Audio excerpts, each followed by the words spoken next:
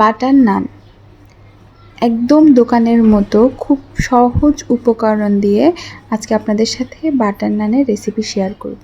আসসালামু আলাইকুম, আমি মাধিয়া ইসলাম। আমি এখানে ফার্স্টে একটি বোল নিলাম। বলে আমি 2 কাপ মতো আটা দিয়ে দিব। আমি এখানে 2 কাপ আটা দেওয়ার পরে আমি এখানে 1 টেবিল চামচ চিনি দিয়ে দেব। তারপরে এখানে আমি 1 চা চামচ ইস্ট দিয়ে দেব। তারপরে সামান্য তেল দিয়ে আমি এটাকে ভালোভাবে মাখিয়ে নেব।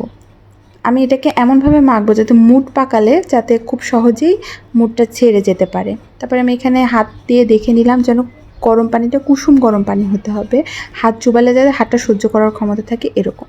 তারপরে আমি অল্প অল্প করে পানি দিয়ে আটাটাকে মথে নিচ্ছি। আটাটা ভালোভাবে মথে নিতে হবে। আটাটা ভালোভাবে মথে নেওয়ার পরে আমি এটার উপরে তেল ব্রাশ করে নেব। তেল ব্রাশ করার পরে আমি এটাকে রেস্টে রেখে দিব। এটা যত বেশি সময় রেস্টে রাখা যাবে তত বেশি ভালো হবে। যেহেতু আমি আধা ঘন্টা রেখেছি, এর জন্য আমি প্রেশার কুকারের মধ্যে দিয়ে প্রেশার কুকারের ঢাকনা আটকে আধা ঘন্টা রেস্টে রেখে দিয়েছি। এরপরে আধা ঘন্টা পরে দেখুন আমার ডোটা ফুলেছে। ফোলার পরে আমি এখন এটাকে আরও ভালোভাবে মথে নিব। আমি এটাকে ভালোভাবে মথে নেওয়ার পরে এটাকে আমি লম্বা করে বেলে নিব। যেভাবে আমি ভিডিওতে দেখিয়েছি ঠিক সেইভাবে আপনারা লম্বা করে বেলে নেবেন। একটু মোটা করে বেলে নিতে হবে, যেভাবে আমি ভিডিওতে দেখিয়েছি ঠিক সেইভাবে মোটা করে।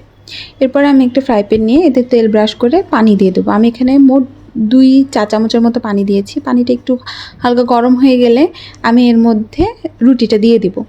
দেওয়ার পরে আমি ঢেকে দেব। যখন রুটিটা এদিকে ফুলে উঠবে তখন আমি ফ্রাই প্যানটা উল্টা করে দেব। এটাই মেইন কাজ। তারপরে দেখুন একদম নানের মতো শেপ চলে এসেছে। এবার আমি বাটার ব্রাশ করে দিব।